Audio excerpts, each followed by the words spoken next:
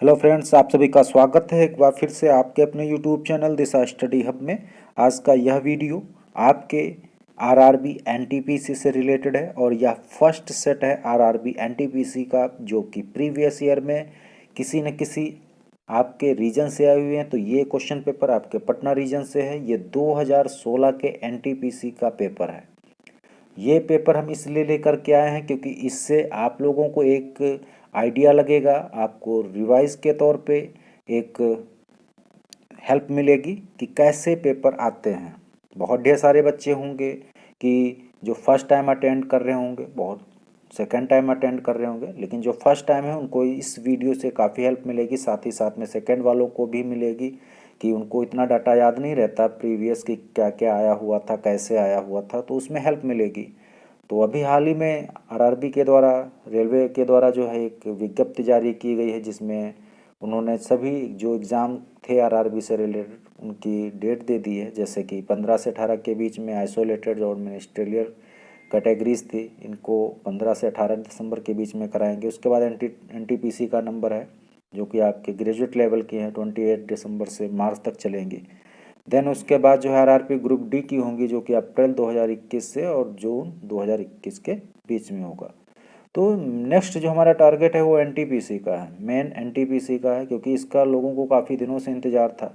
ये पिछले साल मतलब कि 2019 में फरवरी मार्च के आसपास ये फॉर्म फिल हुए थे, तब से लगा करके लगभग 2 साल होने वाले हैं। तो फिलहाल अब वो वक्त आ चुका है कि आप लोगों को कमर कस लेनी है और इस एग्ज़ाम के लिए, क्योंकि जो अगर हमारा सीबीटी फर्स्ट ही नहीं क्लियर हो पाएगा तो हम सेकंड तक नहीं पहुंच पाएंगे। तो इसलिए आप लोगों को सीबीटी फर्स्ट जो है क्लियर करने के लिए काफ़ी मेहनत करनी पड़ेगी, क्योंकि आप लोगों को, क्योंकि ये 35,000 के आसपास वैकेंसीज़ हैं, एंड देन आप कह सकते हैं कि लगभग 1.25 करोड़ के आसपास इसमें कैंडिडेट पार्टिसिपेट कर रहे हैं। तो काफ़ी टफ कंपटीशन है। तो आप लोगों को अच्छे से एक स्ट्रेटजी बना करके तैयारी करनी होगी। इसके लिए आप प्रीवियस ईयर के क्वेश्चन पेपर को हेल्प ले सकते हैं, और भी ढेर सारी मार्केट में किताबें रहती हैं, उनको आप सॉल्व कर सकते हैं। और बेसिकली आपको science, math and current affairs in सब का तो सहारा लेना ही पड़ेगा, ये तो बहुत ही इम्पोर्टेंट है। तो ये फर्स्ट वीडियो हम बना रहे हैं आरआरबी एनटीपीसी से रिलेटेड, क्योंकि इसमें कई लोगों ने कहा कि एनटीपीसी का एग्ज़ाम आने वाला है तो सर कुछ मटेरियल प्रोवाइड कराइए। तो उसमें हम सेलेक्ट किए हैं कि हम आपको लगभग मैक्सिमम से मैक्सिमम जितने भी प्रीवियस 2016 में एनटीपीसी से क्वेश्चन पेपर आए थे, जो भी हमारे पास प्रोवाइड हैं अलग अलग रीजन्स के, वो हम आप लोगों को जरूर प्रोवाइड कराएंगे, जिससे कि आपको एक मोटे तौर पे आइडिया लगेगा और आप अच्छा कर सकते हैं। तो इसमें हम जो डिस्कस करेंगे अभी वो केवल आपके जीके एंड जीएस की क्वेश्चन को डिस्कस करेंगे। उसके अलावा जो मैथ के क्वेश्चन हैं और आपके रीजनिंग के क्वेश्चन हैं उनको आप घर पे सॉल्व करिए, आप अपने खुद से सॉल्व करिए, उसके बाद आंसर मैच कर सकते हैं। और यदि आप लोगों को कोई प्रॉब्लम आती है तो हमारा जो है टेलीग्राम का लिंक दे देंगे नीचे डिस्क्रिप्शन बॉक्स में, वहाँ से आप हमको ज्वाइन कर सकते हैं चैनल को, और आप डाल सकते हैं जो भी प्रॉब्लम आती है। तो चलिए शुरू करते हैं। लेकिन हाँ, ज़रूर इतना ज़रूर कहना चाहूँगा कि मेहनत लगती है वीडियो बनाने में, तो प्लीज़ लाइक और शेयर ज़रूर करिए, और साथ ही साथ में मैक्सिमम लोगों को चैनल को सब्सक्राइब कराइए, जिससे कि हम और आप लोगों को अच्छा अपना रिस्पांस दे सकें। आप लोगों के बिना हम नहीं हैं, तो आप लोगों का सपोर्ट बहुत ज़रूरी है। तो चलिए शुरू करते हैं। तो ये पहला क्वेश्चन है, जैसे कि 100 मिलियन किसके बराबर है। तो इसमें करेक्ट आंसर है 4। अब 4 में यहाँ पे बी है, मतलब कि 10 करोड़। देखिए यहाँ पहले क्वेश्चन से ही एक चीज़ सीखने को मिलेगी, जो फर्स्ट अटैम्प्ट दे रहे हैं, उनके लिए यहाँ पर ये है कि वो और ढेर सारे एग्ज़ाम दिए होंगे, एसएससी के दिए होंगे, आपके अदर स्टेट लेवल के दिए होंगे, या कह सकते हैं बैंकिंग दिए होंगे, लेकिन फिर भी यहाँ पर ये सीखने योग्य चीज़ है कि वो वहाँ पर आपको जो ये नंबरिंग दी होती है वो डायरेक्टली ABCD या 1 2 3 4 दिया होता है। लेकिन यहाँ पर जो है देखेंगे आप कि फर्स्ट नंबर के आगे D दिया गया है, सेकंड नंबर के आगे C दिया गया है, थर्ड नंबर के आगे D दिया गया है, और फोर्थ नंबर के आगे B दिया गया है। तो यहाँ पर जो है ये 1 2 3 4 तो सही है, लेकिन यहाँ पर ये DCAB जो दिया गया है ये आगे पीछे दिया गया है। तो आप लोग आंख मूंद करके ये नहीं कि 100 मिलियन देखिए और 10 करोड़ बी है तो दूसरे नंबर पर टिक कर दिए, गलत हो जाएगा। तो इसलिए आप लोगों को ये तभी आ सकता है जब आप इस पे रेगुलरली प्रैक्टिस करेंगे। तो इसलिए आप लोग अभी से जितनी मेहनत करेंगे उतना आपको बेनिफिट मिलेगा मेन एग्ज़ाम में। तो ऐसे ही अगला क्वेश्चन है कि विद्युत आवेश का एसआई मात्रक क्या है? तो इसका करेक्ट आंसर है सेकंड, मतलब कि बी, कूलम्ब। विद्युत आवेश का एसआई मात्रक क्या है? कूलम्ब। ऐसे ही आगे बढ़ते हैं, आगे देखते हैं, ये मैथ के क्वेश्चन हैं, ठीक है, कंटिन्यू मैथ के क्वेश्चन हैं ये आपको। उसके बाद भी ये 7वां क्वेश्चन भी मैथ का है, 8वां क्वेश्चन भी मैथ का है। अब यहाँ पे 9th क्वेश्चन पे आकर के हम रुकते हैं। 2018 के शीतकालीन ओलंपिक कहाँ पर आयोजित होंगे? तो यहाँ पे करेक्ट आंसर इसका है फर्स्ट का बी, योंगचांग। लेकिन ये 2016 में हुआ था। एनटीपीसी ये जो प्रैक्टिस सेट पेपर किस कब का है? 2016 का। तो उस समय के लिए करंट का क्वेश्चन था। अब ये इस समय करंट का क्वेश्चन नहीं रह गया। तो आप इसको करेक्टली नहीं, लेकिन इससे जो संबंधित क्वेश्चन है गेम्स वगैरह से, तो आप उनकी तैयारी कर सकते हैं। तो इसका करेक्ट आंसर क्या है? फर्स्ट। फर्स्ट का मतलब बी, योंगचांग। बढ़ते हैं आगे की ओर। ये आपका रीजनिंग का क्वेश्चन है, फिर मैथ के क्वेश्चन है। अगला क्वेश्चन है कि पक्षियों के अध्ययन को क्या कहा जाता है? तो इसका करेक्ट आंसर है थर्ड, मतलब कि बी, ऑर्निथोलॉजी। पक्षियों के अध्ययन को क्या कहा जाता है? ऑर्निथोलॉजी कहा जाता है। नेक्स्ट क्वेश्चन आपका रीजनिंग से संबंधित है। 15th क्वेश्चन आपका है कि 2015 में पुरुषों का फ्रेंच ओपन पुरस्कार किसने जीता था? तो इसका करेक्ट आंसर है फर्स्ट, मतलब कि सी, स्टेन वावरिंका। कौन? Stan Wawrinka. तो फिर से कहेंगे कि ये उस समय का करंट का क्वेश्चन है, क्योंकि 2016 में जो है एग्ज़ाम हुआ था।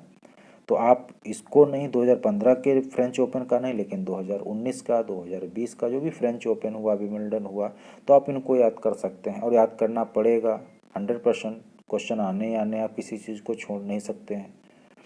इसके बाद अगला क्वेश्चन है कि स्वतंत्र भारत के गवर्नर जनरल कौन थे? तो ये क्वेश्चन जो है इसमें कोई भी आंसर करेक्ट नहीं है, इसीलिए इस क्वेश्चन को जो है हटा दिया गया था। फिलहाल चूज़ किया गया फर्स्ट है, तो ये तो फिलहाल गलत है, क्योंकि राजा जी मतलब ही नहीं है, वो शॉर्ट नेम था। तो इसलिए इसको जो है इस पर विवाद हुआ और इसको उन्होंने हटा दिया। उसके बाद जो है अगला क्वेश्चन रीजनिंग से है, फिर मैथ से है। आगे बढ़ेंगे। ये सभी एक चार्ट के क्वेश्चन हैं। और इसके बाद अब 21 क्वेश्चन, कंप्यूटर चिप का दूसरा नाम क्या है? तो इसका करेक्ट आंसर है सेकंड, मतलब कि ए, माइक्रो चिप। इस स्टूडेंट ने चूज़ किया है थर्ड ऑप्शन, तो ये गलत हो गया उसका। तो आपका देख रहे हैं यहाँ से कंप्यूटर का क्वेश्चन भी उन्होंने इन्वॉल्व किया है, तो कंप्यूटर भी ज़रूरी है। तो कंप्यूटर चिप का दूसरा नाम क्या है? Micro chip. बढ़ते हैं आगे की ओर। ये मैथ के क्वेश्चन है सभी। 24th क्वेश्चन जो है, इस ब्रह्मांड में दूसरा प्रचुर मात्रा में सर्वाधिक तत्व कौन सा है? तो इसका करेक्ट आंसर है फोर्थ, मतलब कि बी, हीलियम। हीलियम जो है वो ब्रह्मांड में दूसरा प्रचुर मात्रा में सर्वाधिक तत्व पाया जाता है। तो सबसे ज़्यादा दूसरे नंबर पर कौन पाया जाता है ब्रह्मांड में? तो वो है हीलियम। आगे बढ़ते हैं। तो इसमें जो अगला क्वेश्चन है कि इंटरनेशनल योगा डे कब मनाया जाता है? तो इसका करेक्ट आंसर है आपका थर्ड, मतलब कि बी, 21 जून को। 21 जून को इंटरनेशनल योगा डे मनाया जाता है। तो ये भी आपका उस समय का करंट का क्वेश्चन था, क्योंकि ये 2015 से मनाया जाता है। और तो ये क्वेश्चन ऐसा नहीं कि इस बार नहीं, ये हर बार आ सकता है, क्योंकि ये हर साल मनाया जाता है। प्लस इसकी थीम हमें भी याद रखनी है। तो हम करंट अफेयर्स के वीडियोस डालते रहते हैं, वीकली करंट अफेयर्स से संबंधित। तो आप वहाँ से आप देख सकते हैं वीडियोस को, और मैक्सिमम क्वेश्चन आप कवर कर सकते हैं। बढ़ते हैं आगे की ओर। आगे देखते हैं क्वेश्चन। ये जो है आपके मैथ से एंड रीजनिंग से संबंधित क्वेश्चन हैं सभी। फिर आगे जो है 38th क्वेश्चन जो है, ये आपका है, निम्नलिखित में से एथेनॉल किसके द्वारा प्राप्त किया जा सकता है? तो इसका करेक्ट आंसर है सेकंड, मतलब कि सी ऑप्शन सही है, गन्ना। एथेनॉल किसके द्वारा प्राप्त किया जा सकता है? गन्ने के द्वारा प्राप्त किया जाता है। आगे की ओर बढ़ते हैं। ये 39 क्वेश्चन मैथ से रिलेटेड है। 40 क्वेश्चन ये भी जो है सब रीजनिंग से संबंधित है। 41 क्वेश्चन है, गौतम बुद्ध को ज्ञान कहाँ पर प्राप्त हुआ था? तो इसका करेक्ट आंसर है थर्ड, मतलब कि ए आंसर, बोध गया। बोध गया में गौतम बुद्ध को ज्ञान प्राप्त हुआ था। गौतम बुद्ध का परिनिर्वाण कहाँ पे हुआ था, जन्म कहाँ पे हुआ था, और प्रथम उन्होंने उपदेश कहाँ पर दिए थे? तो इन चारों को बहुत ज़रूरी है एक एक पॉइंट को याद करना, क्योंकि कई बार कन्फ्यूजन होता है। एक तो ज्ञान कहाँ से प्राप्त किए थे, दूसरा परिनिर्वाण या उनकी मृत्यु कहाँ पे हुई थी, तीसरा उनका प्रथम उपदेश कहाँ पे गया था, और उनका जन्म। तो ये आप लोगों को विधिवत याद रखना है। आगे बढ़ते हैं। आगे क्वेश्चन देखते हैं कि खो खो के खेल में खेलते समय मैदान में प्रत्येक टीम में कितने खिलाड़ी होते हैं? तो इसका करेक्ट आंसर है 9। सॉरी, इसका करेक्ट आंसर है फर्स्ट का बी, मतलब कि 9 प्लेयर एक टीम में होते हैं, 9 प्लेयर एक टीम में होते हैं जब वो लोग खेलते हैं खो खो। तो इसका करेक्ट आंसर क्या हो गया? फर्स्ट, मतलब कि बी। आगे बढ़ते हैं, देखते हैं। तो ये आपका मैथ का क्वेश्चन है। अगला क्वेश्चन है कि विटामिन ए की कमी से कौन सा रोग होता है? तो इसका करेक्ट आंसर थर्ड, मतलब कि ए, रतौंधी रोग। तो विटामिन ए की कमी से कौन सा रोग होता है? रतौंधी। आगे बढ़ते हैं। अजंता एवं एलोरा की गुफा किस राज्य में स्थित है? तो इसका करेक्ट आंसर है 4, मतलब कि बी, महाराष्ट्र। अजंता एवं एलोरा की गुफा कहाँ स्थित है? महाराष्ट्र में। आगे बढ़ते हैं।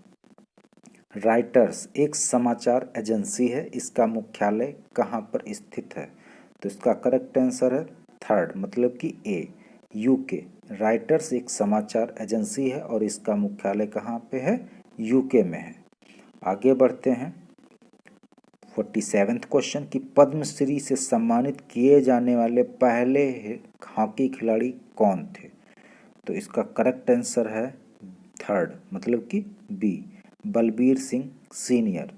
ये पहले हॉकी खिलाड़ी थे जिनको पद्मश्री से सम्मानित किया गया। आगे बढ़ते हैं। अगला क्वेश्चन है लीवर पर बिंदु कौन सा है जो अपने स्थान पर स्थित रहता है? तो इसका करेक्ट आंसर है सेकंड, मतलब कि सी, फलक्रम। एफर्ट, लोड और फलक्रम ये तीनों जो हैं ये आपके लीवर से संबंधित होते हैं। ठीक है, प्रयास, भार और फलक्रम। तो फलक्रम जो होता है आपका हमेशा स्थिर रहता है। आगे बढ़ते हैं। भारतीय अंतरिक्ष कार्यक्रम का जनक किसे कहा जाता है? तो इसका करेक्ट आंसर है थर्ड, मतलब कि बी, विक्रम साराभाई। विक्रम साराभाई को भारतीय अंतरिक्ष कार्यक्रम का जनक माना जाता है, कहा जाता है और हैं भी।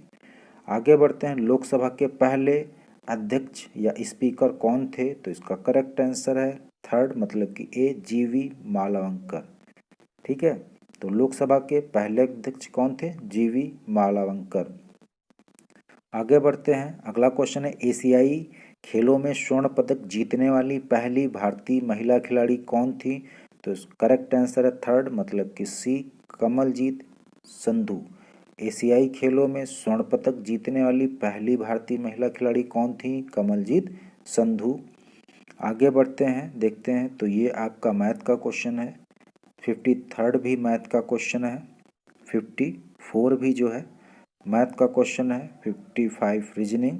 56 क्वेश्चन जो है किस ग्रह के एक चंद्रमा का नाम गैनीमेड है? तो इसका करेक्ट आंसर है फोर्थ। इसका करेक्ट आंसर है फोर्थ, मतलब कि ए, बृहस्पति के एक चंद्रमा का नाम है गैनीमेड। ठीक है, चंद्रमा का मतलब उपग्रह, तो बृहस्पति का एक उपग्रह है जिसका नाम है गैनीमेड। आगे बढ़ते हैं, देखते हैं। मैथ से संबंधित क्वेश्चन है, ये रीजनिंग से संबंधित है। 60th क्वेश्चन भी मैथ से है। 61वां क्वेश्चन है किस देश का स्वतंत्रता दिवस 4 जनवरी को मनाया जाता है? तो इसका करेक्ट आंसर है फर्स्ट मतलब कि बी, म्यांमार। 4 जनवरी को किस देश का स्वतंत्रता दिवस मनाया जाता है? म्यांमार का। आगे बढ़ते हैं। अगला क्वेश्चन है भारत में सबसे पुराना बांध कौन सा है? तो इसका करेक्ट आंसर है फोर्थ का डी, तो ग्रैंड एनीकट। ग्रैंड एनीकट जिसे कल्लानाई भी नाम से जाना जाता है, यह भारत का सबसे पुराना बांध है। आगे बढ़ते हैं। द्रविड़ मुनेत्र कड़गम डीएमके, ये एक पार्टी है, राजनीतिक पार्टी। इसकी स्थापना किसने की थी? तो इसका करेक्ट आंसर है फर्स्ट मतलब कि सी एन अन्ना दुरई। सी एन अन्ना दुरई ने डीएमके की स्थापना की थी। आगे बढ़ते हैं। रविन्द्रनाथ टैगोर को किस वर्ष में नोबेल पुरस्कार से सम्मानित किया गया था? तो इसका करेक्ट आंसर है थर्ड मतलब कि सी, 1913 में रविन्द्रनाथ टैगोर को साहित्य के लिए नोबेल पुरस्कार दिया गया था। और यह कब दिया गया था? 2013 में। और पहला नोबेल पुरस्कार जीतने वाले भी रविन्द्रनाथ टैगोर ही थे। बढ़ते हैं आगे क्वेश्चन की ओर। सौरमंडल का सबसे छोटा ग्रह कौन सा है? तो इसका करेक्ट आंसर फोर्थ मतलब कि सी, बुध। सौरमंडल का सबसे छोटा ग्रह कौन सा है? बुध। आगे बढ़ते हैं।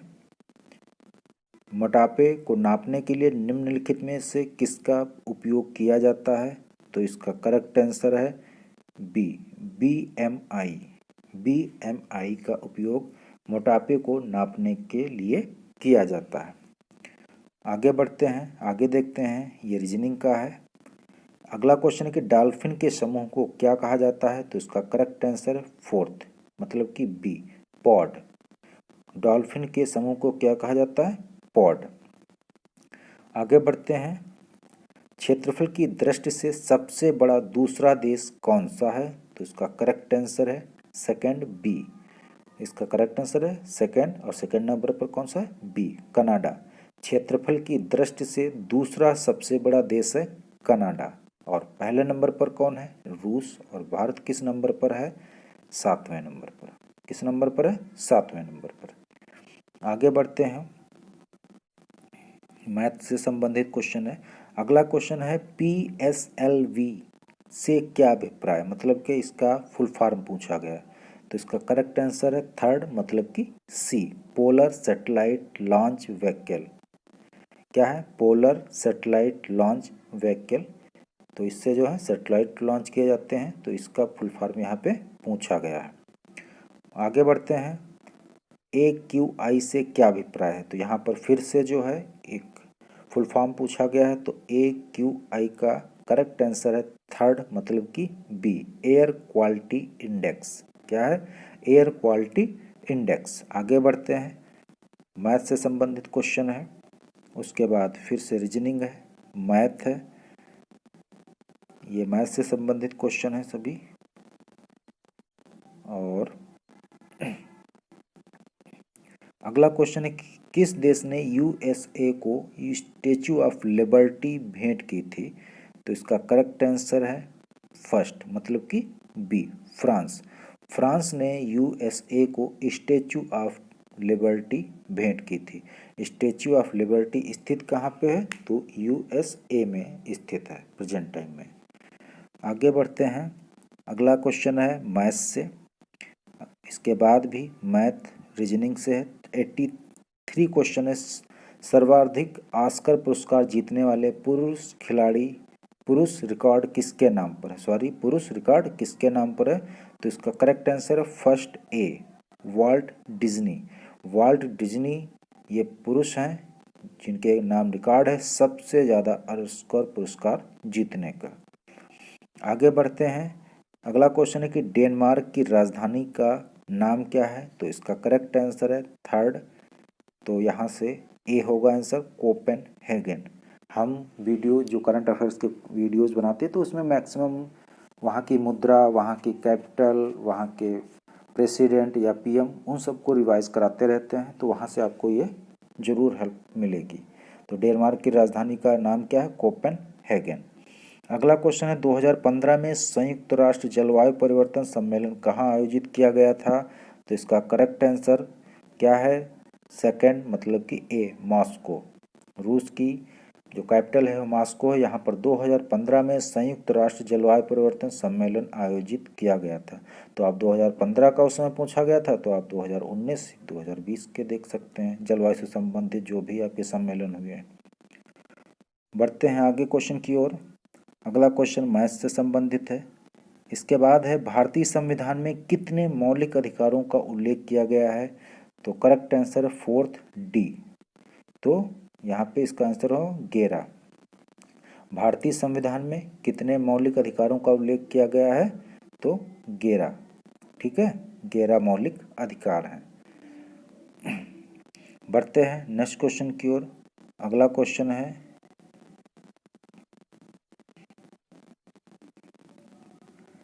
ये सभी जो है मैथ और रीजनिंग से संबंधित हैं।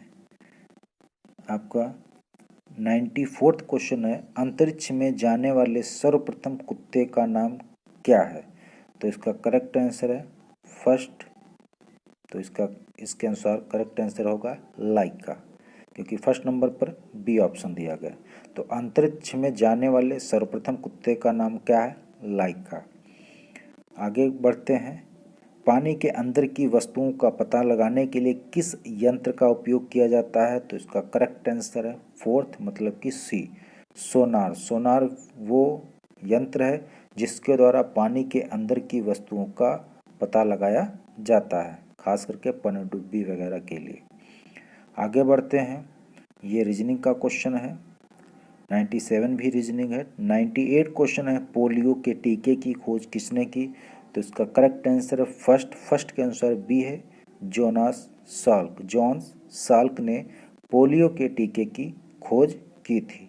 99th क्वेश्चन देखते हैं, रीजनिंग से संबंधित है। और 100th क्वेश्चन भी जो है वो आपका रीजनिंग से संबंधित है।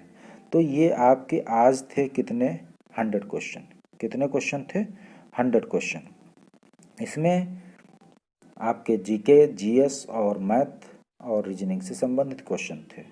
तो मैथ और रीजनिंग आप लोगों को घबराना नहीं है। ये वीडियो हम इसकी जो PDF फाइल है वो नीचे डिस्क्रिप्शन बॉक्स में हम दे देंगे, वहाँ से आप डाउनलोड कर सकते हैं और मैथ और रीजनिंग के क्वेश्चन सॉल्व कर सकते हैं।